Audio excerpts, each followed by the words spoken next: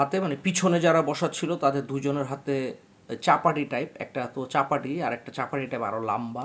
সে আমার মানি ব্যাগটা নিল, আমার মোবাইলটা নিল, আরও চেক টেক করে দেখলো আমার কাছে আরও কিছু আছে কিনা। উনি তো নাটক করে, ওনার মোবাইল নিলে তো ঝামেলায় পড়বো আমরা, ওনার মোবাইল নেওয়ার দরকার নেই, বাদ দে। তো চলে যাওয়ার পরে মানসিকভাবে আমি অনেক ভয় পেয়ে গেছি। আর যেহেতু আমি অভিনয় করি, আমি এটা ফিল করতে পারি যে ওই সময় মানুষের কেমন লাগে। আসসালামু আলাইকুম, আপনারা আমাকে হারুন রশিদ বান্টি নামে চিনেন। আজকে মার্চ মাসের 1 তারিখ 2025। আমি 300 ফিট কাঞ্চন ব্রিজ যেটাকে বলে ওইখান থেকে একটা সিএনজি নিলাম। আমি যাব হলো কমলাপুর স্টেশন। সময় 10 মিনিট কম, রাত 11টা। সিএনজিটা 5 মিনিট কন্টিনিউ করার পর রাস্তার বাম পাশে একটা অন্ধকার মতো একটা জায়গায় হঠাৎ করে গাড়ির স্টার্ট বন্ধ হয়ে গেল। তো গাড়িটা সে সাইড করলো। আমি বললাম কী ব্যাপার, কী হলো? কয় আমার মনে হয় একটু ঝামেলা হয়েছে, আমি দেখতেছি। উনি গাড়িটা সাইড করলো, তখনই আমার একটু খটকা লাগছে। তো যাই হোক, উনি গাড়িটা সাইড করলো। উনি গাড়ির ওনারা যেটা করে আর কি দেখতে এইটি করতেছে। খুব অল্প সময়ের ভিতরেই তার পাশে যে একটা শাখা রোড আছে, মেইন রোডের সাথে শাখা রোড, সেই রোড থেকে দুইটা বাইক আসছে। দুইটা বাইকের মধ্যে 4 জন ইয়াং, একদম ইয়াং ছেলে আর কি। তো আয়শা ওদের দুইজনের হাতে মানে পিছনে যারা বসা ছিল তাদের দুইজনের হাতে চাপাটি টাইপ, একটা তো চাপাটি আর একটা চাপাটি টাইপ আরও লম্বা।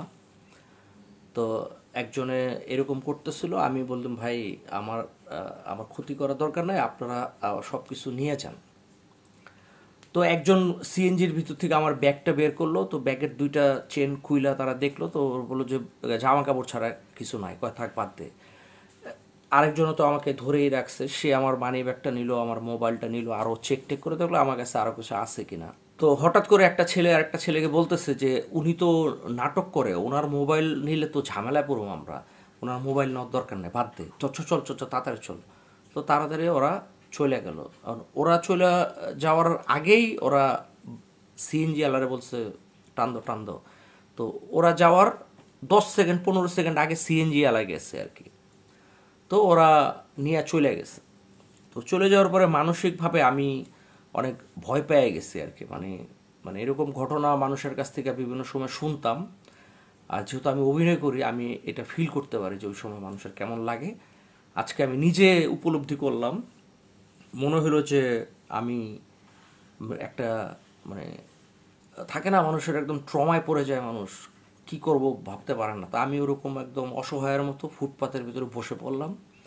আমি ওখানে বেশ কিছুক্ষণ বসেছিলাম এবং আশেপাশে কোনো মানুষজন নাই, গাড়ি টাড়ি যাচ্ছে রাস্তা দিয়ে। তো বেশ কিছুক্ষণ পরে একটা একটা ভদ্রলোক একটা গাড়িটা থামাইছে।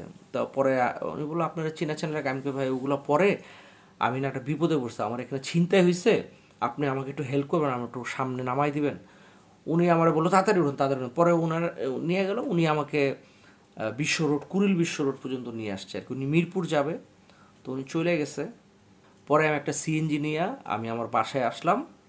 বাসায় এসে গোসল টোসল করলাম, খাওয়া দাওয়া করলাম, তারপরে ভিডিওটা করতেছি। আর ভিডিওটা এই কারণে করতেছি, আমরা যখন শুটিংয়ে যাই তখন আমাদের শুটিংয়ে আসা যাওয়ার জন্য ব্যবস্থা থাকে। আমি যেই শুটিংয়ে গেছিলাম সেখানেও ব্যবস্থা আছে, কিন্তু আমার শুটিংটা একটু তাড়াতাড়ি শেষ হয়ে গেছে। তো এই কারণে আমি চিন্তা করলাম যে আমি একা একটু আগে চলে যাই।